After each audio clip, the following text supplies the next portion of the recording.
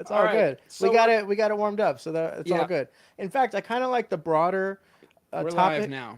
Okay. All right. So, folks, if you were waiting for us, it looks like anybody that might have been waiting for us was waiting for too long, and I screwed up and was not live. So that sucks. We went for a few minutes. We're gonna start this all over. Yeah. All right. Oh Hey, my everybody. goodness. All right, everybody. So we are 19 seconds into our live video. I can actually uh, get rid of this. Is that alive? Oh, there we go. So, welcome to Talk on the Clock.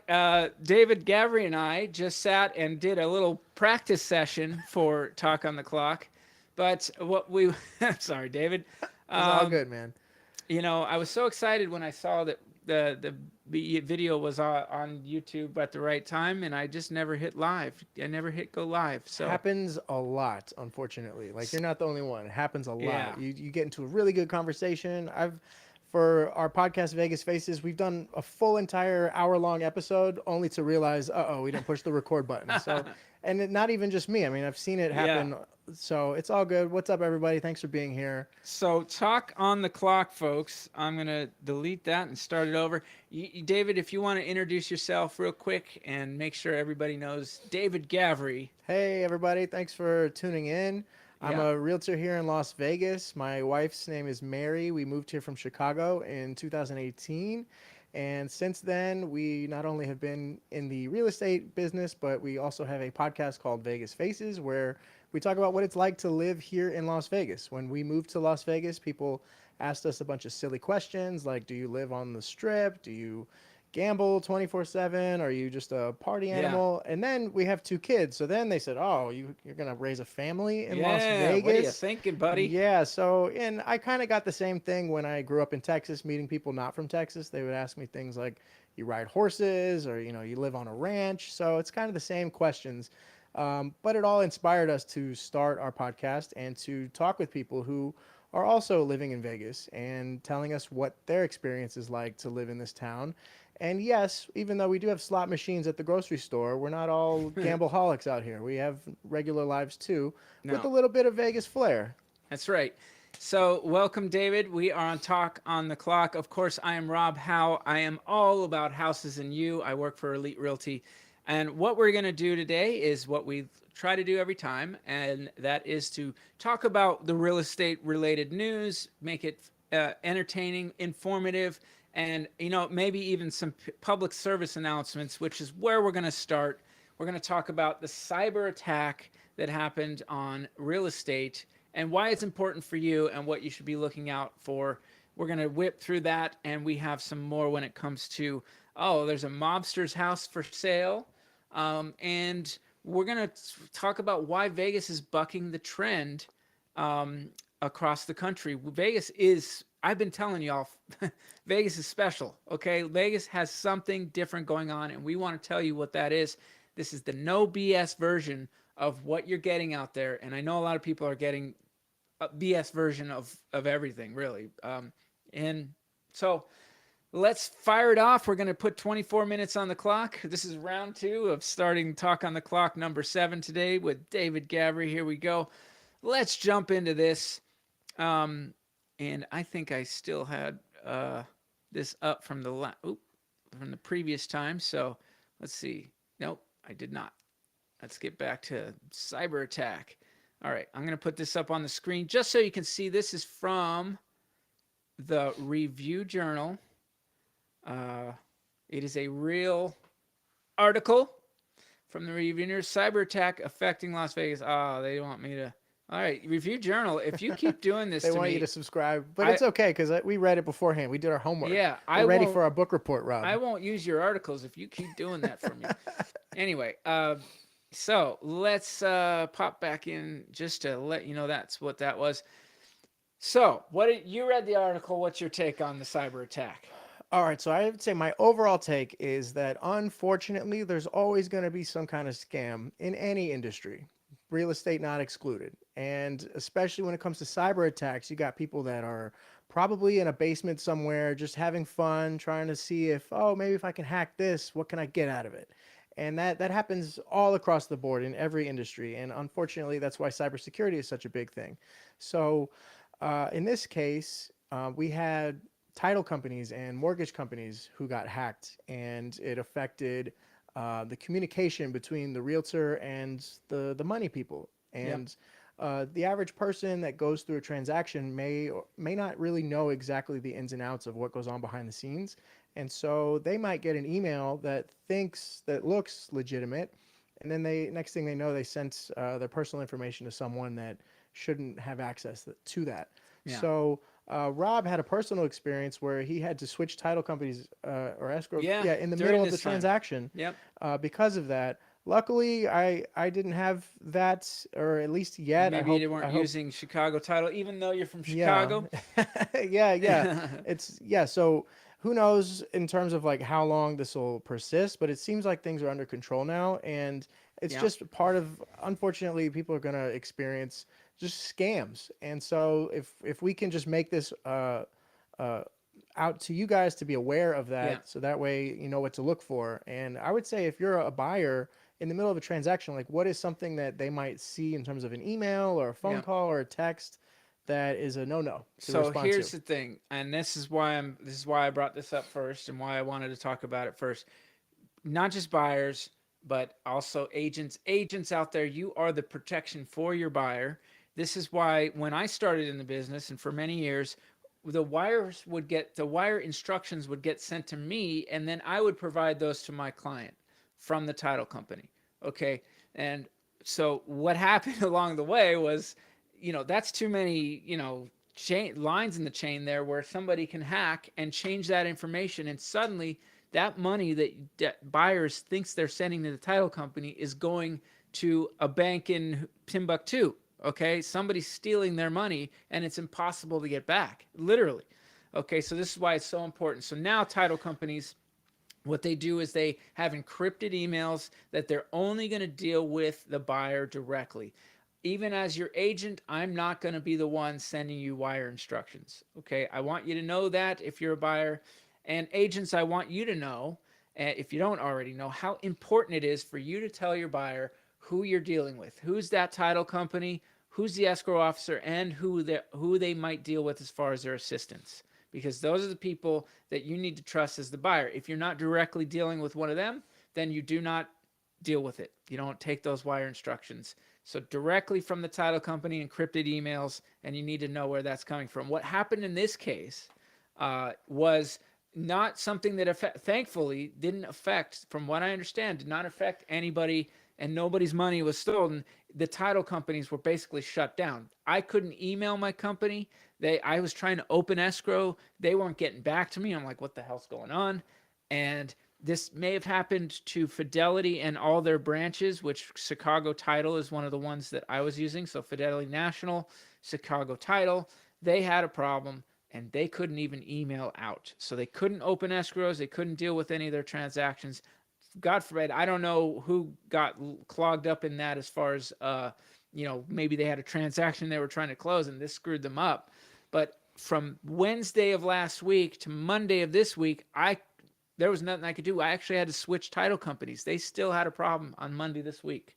So, Oh man, yeah, all of it's scary, but at the same time, these companies, they have cybersecurity and they have all kinds of measures that need to be taken into effect when these kinds of things happen, so that yeah, people's money isn't stolen. I mean, this happened to the MGM Grand right. just a couple months ago, and they had to rebuild all their stuff because they got hit by some ransomware cyber attackers who basically took all their information and encrypted it, and would not let it go to MGM unless MGM gave them, however much money they asked for.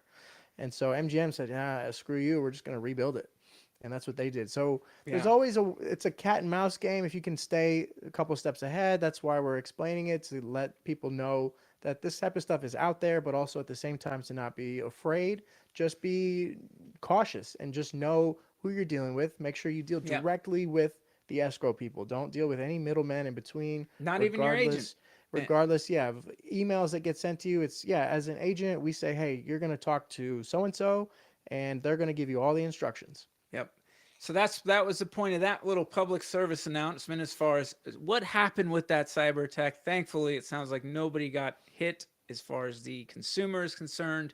So just a giant pain in the ass for the for us in the industry, really, and really for me it was a water under the bridge. But so now I want to jump into what's happening with Vegas. How, and why is Vegas bucking the trend? I know you read this article, and I would like your take on Las Vegas bucks national trend. I'm going to just put this up for a second just so everybody can see. This is on the Review Journal again. That's where I go for most of my, let's talk about it stuff. Oh, this damn ad blocker. I love. There you go. They just know we're recording. They just know. Oh, you're recording. Let's make it difficult. Yeah. So there you go. You can find that on their website, and you can deal with their ad block stuff. But really, it's just that Las Vegas is unique. It's a unique real estate city. So anytime you see national headlines of whether it's positive or negative, a lot of the time Las Vegas is kind of its own little unique anomaly. And in terms of this article, Las Vegas is one of only 3 cities that stayed the same, and if not, is actually increasing in terms of real estate, in terms of inventory, and in terms of houses that are getting sold versus the rest of the country and the other Under cities. contract and what's closing. Yeah. So activity. Yeah. So, which is a really good sign, especially in this market, which has been said this was one of the worst real estate years since 2008.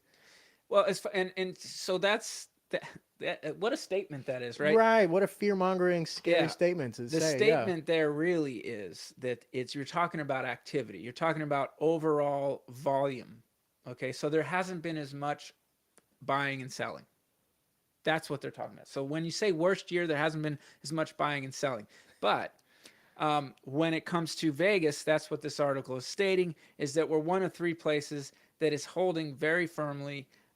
And we are seeing actually more activity than we saw last year, because last year this time, people were freaking out. The rates were going up, and boy, if we see the negative stuff now about how the sky is falling, but last year everybody was right. Yeah. Everybody was so right about all their predictions, even though they weren't. They were really wrong. And even myself, I got a little caught up in that whirlwind where I thought I was telling clients, I don't know what's going to happen next year, as we move into 2023. And it turned out to be that the spring actually sprung and did great for most people, if you were a seller. And we actually popped back up. So we had a little downtime because of all the, we actually did have inventory shoot up last year a little bit. Then all of a sudden it was gobbled up at the beginning of the year. It was so now Vegas has seen steady, for what it is, for the lower volume, it has stayed steady. So that's what we're seeing. That's why it's positive. That's why we're one of 3 places that are doing that. Everywhere else, it's dropping even lower. You're seeing prices drop more. So Vegas is remaining strong. And I can't tell you how many of these people out in YouTube land are out there saying that, Vegas in particular is having all these problems. Right. Folks, Vegas is not having all these problems. Who's having these problems? I got to be straight up. Because the volume is low, there are real estate agents that are suffering. They're not making the money they were in the past.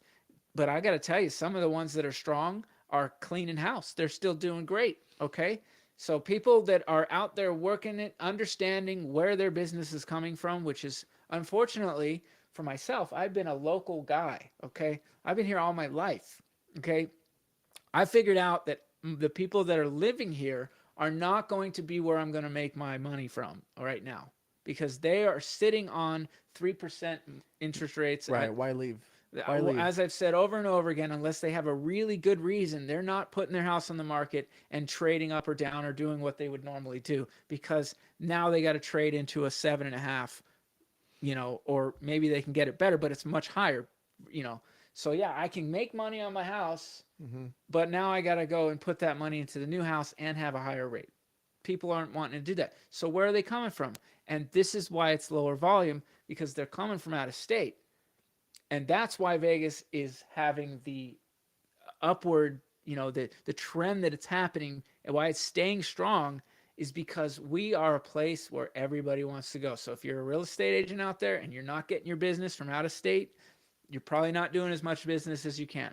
If you're not getting listings, if you're not getting business from out of state, it's tough. Okay, that's what's happening. But that's why we're bucking the trend. That's why Vegas is going to continue. I'm going to be having some in-depth talk about this on my year-end prognostication. I have got some. I think what I'm going to say is going to be risky because I'm even going to bring some things that you don't normally talk about. Politics. Oh my goodness. Uh-oh. I'm going to talk about it because I think it's something that has affected everything and what it could mean for next year and why, what the my prognostication and how that all connects for as we go forward. But right now, this article tells me what I've known for a while, which is, Vegas is staying strong. If you've been watching any of my videos, you know that I've been showing you the numbers every week in and week out. This week's numbers were no different as far as what they're revealing. So anyway, I don't know if you have more to add. Vegas is staying strong, and it's a good sign. It's a good sign that people are moving here. I mean, this city is expanding, and there's a reason why. It sees what's happening. It knows that people are coming here. They're flocking here by the hundreds per day. And so because of that, it's kept Vegas not just alive, but we're in thriving mode too, slow and steady. Yeah. Yep. So, listen, there are things that can happen in the world, but I'm going to talk about what's real and what's actually happening. I'm not going to prognosticate or guess as to what the future holds because that to me has been wrong so often lately. All the negative stuff. And believe me, where I stand, when you hear me talk about it on my prognostication, you'll know where I stand. I'm not sitting here trying to root for something or be on the side of some political side here to say what I'm saying. I'm just looking at the reality of what it is. And the reality of what it is Vegas is that place that people want to be.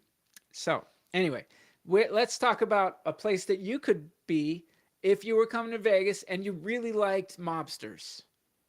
All right. What do you think about this?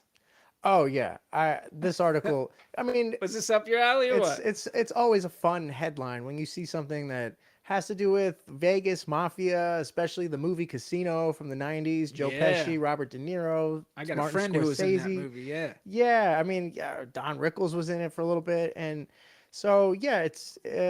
The movie's always fun, but it's always based on those types of movies, at least based on some crazy characters. Yeah. And so what's happening? What do we got happening with this? Right. Speaking of crazy mobster character, Tony Spilotro, nicknamed the Ant, which is kind of a scary name for a mobster.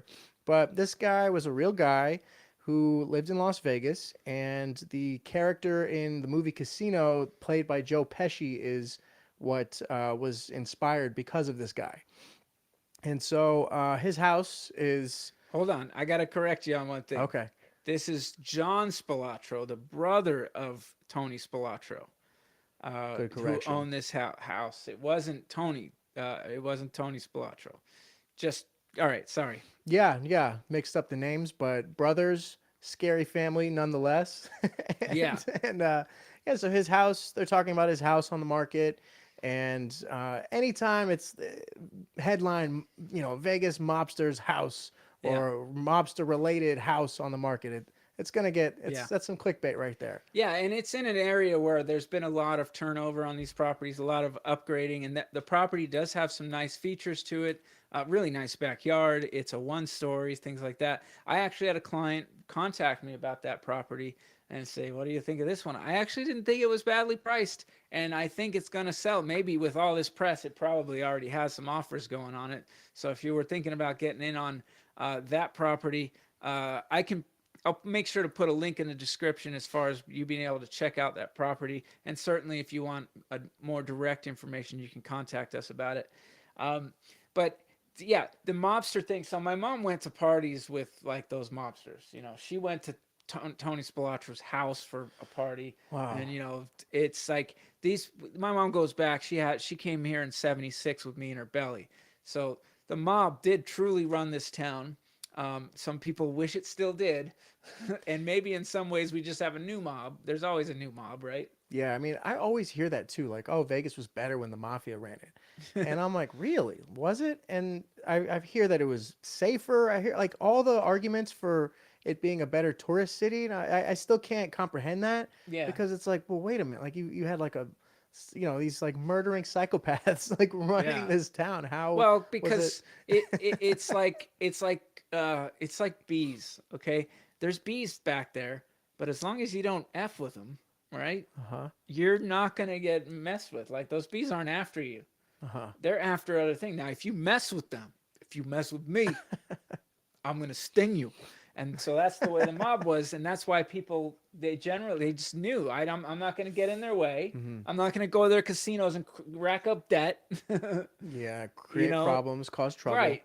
So Okay. that's kind of even to this day that's kind of how Vegas is to me. If, like people ask me, what's the bad parts of town in Vegas and stuff like that. We should probably do a whole thing on this. But what's the bad parts of town in Vegas? And I'm like, well, to me, there's no place in Vegas that I'm going to really be too scared of because I could get dropped off anywhere in this town and I know I'm going to take my watch off and go that way. All right. So as long as you know which way to go, I don't belong here. I don't need to be, if you're not buying drugs, if you're not trying to, get involved in people's business that is bad business, then you're probably going to be safe. It's not as if people are looking to come out and mug you, unless you're a total moron and you go there and show yourself off and Yeah, I mean, what's the make saying? yourself a target. If you're looking for trouble, you'll find it. Right? There you go. So don't be looking for trouble. Yeah, don't be looking for trouble, you jackass. But funny side note about Tony Spilatro, the brother the infamous Joe Pesci character on Casino. Yeah. Because I remember seeing something on it was like House Hunters or HGTV or one of those house real estate TV shows. How when his house was up for sale, they were talking about how there was like over $1 million worth of diamonds buried in the walls. And that could be like just like a PR stunt to try to get a buyer. Of course. But That sounds imagine good to me. like, hey, if you buy this house, you might have some hidden diamonds if you tear down all the walls and remodel it, I guess. Yeah, But and you can't tell me that there isn't a smart listing agent that said, hey, you got a slow news day. I got an article for you. You could write up about John Spilatro's house going on the market.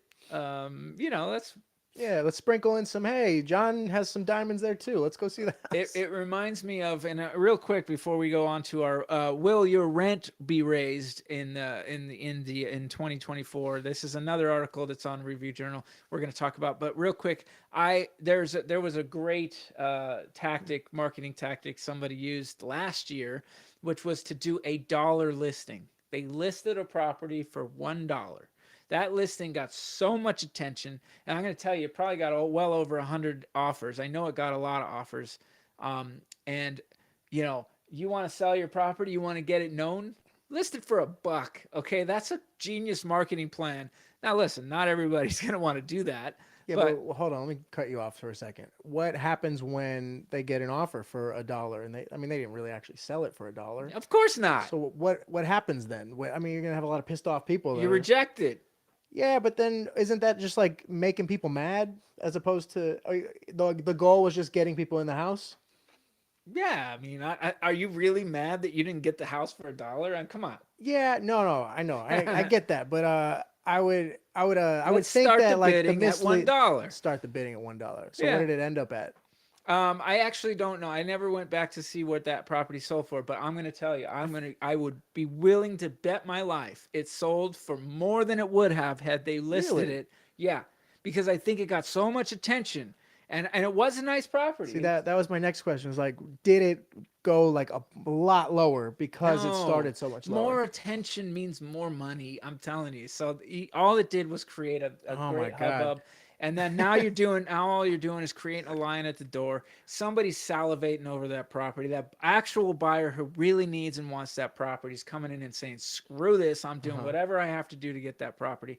And that's what I guarantee that's what happened. I want to know all the testimonials of the people that were pissed off. Like, damn it, I didn't get the dollar house. Yeah, surprise. Oh, I put in a $10 offer and still got rejected. Your offer literally wasn't worth the paper it was written on. Okay. Yeah, okay. So just I like that. Creating the line at the door. I like that. Yeah, that's what you want to do with any listing. Look, we live in Vegas. What do clubs do? They tell you you got to stand in this line. The club's not even half full. The club's not even half full, son. But yet you're standing in a line because everybody loves those lines. Did you ever see that show? It's Brain something. I can't remember what it's called, but they did a thing where they just put ropes in Fremont. They just put these the theater rope or whatever, where you would stand in a line. They just put a rope and then they put a sign, please wait here. And people lined up just to wait there. They didn't know what they're asking each other. That's hilarious. What are we waiting for? I don't know. It was I think it was Brain Games is what the show was called. Brain Games. That's the fun part about living in Las Vegas. You get creative like that. Like, didn't Steve Wynn do some kind of like marketing stunt where he was like on the roof of the Wynn when it first came out, and he did a commercial of him with his legs hanging off, like dangling? There's been tons of stuff, and sometimes even artists. We talked about you too. How they came out here and did Sphere, but when they took off they did a concert from one of the rooftops in downtown at the time. So yeah, we've had a ton of great stuff that people exploit. Anyway, we got to jump into it. We got a very short time here. We're just going to talk about, will your rent be raised in 2024? Take it away, David. What do you think? Oh man, all right. So it's not something that people want to hear. Good news or bad news? I mean, it depends. But they are building a lot more multifamily units, and so therefore they're maximizing on the fact that rents did go up during the COVID years, and they said, hey, you know what? This whole rental thing, maybe we should build more properties and rent those out. And yes, rents have gone down since then because I mean they went astronomical. They're just not going up. Leveled off. Yeah. And it's possible now that we're at that article said something about peak building in terms of all these rental units. Yeah. So it's possible that this sparks another little bit of an increase, not an astronomical surge like we saw during COVID. I'd agree with that.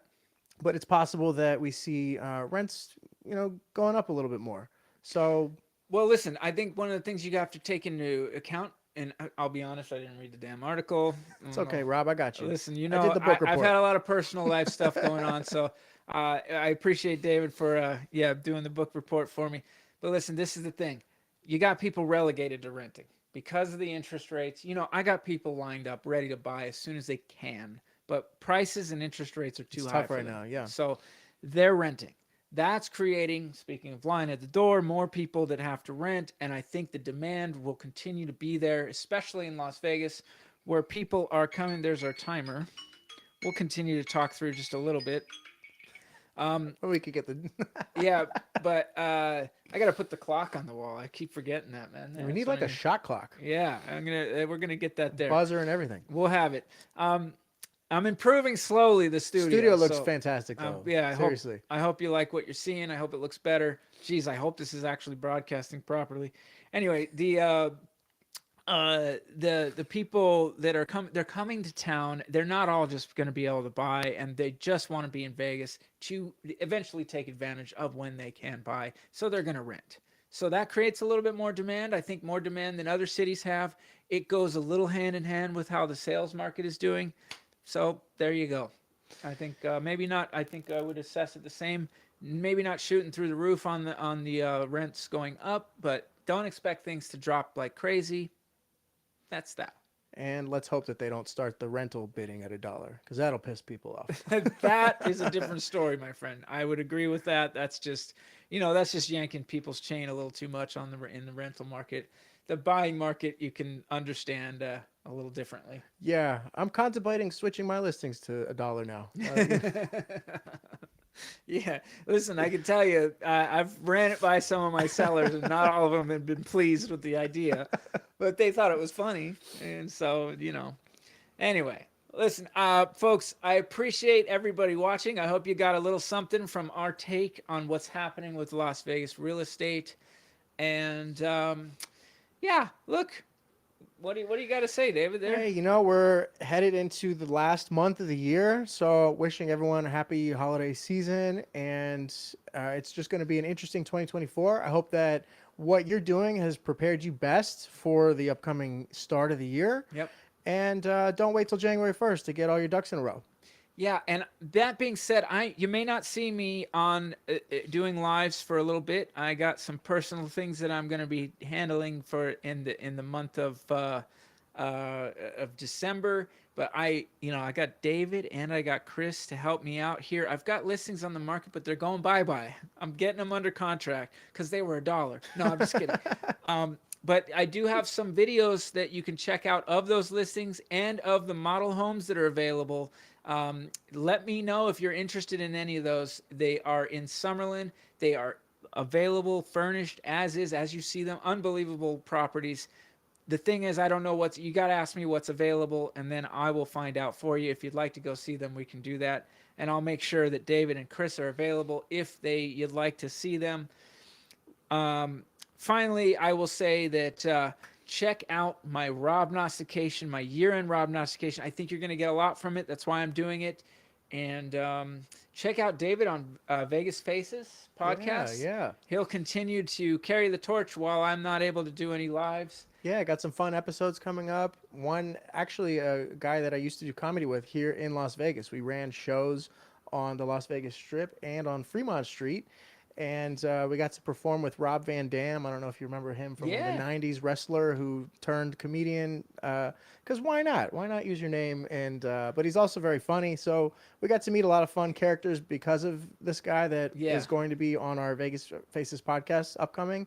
We got to meet Tom Green when Tom Green had a residency here in Las Vegas. They rolled out a green carpet instead of a red carpet.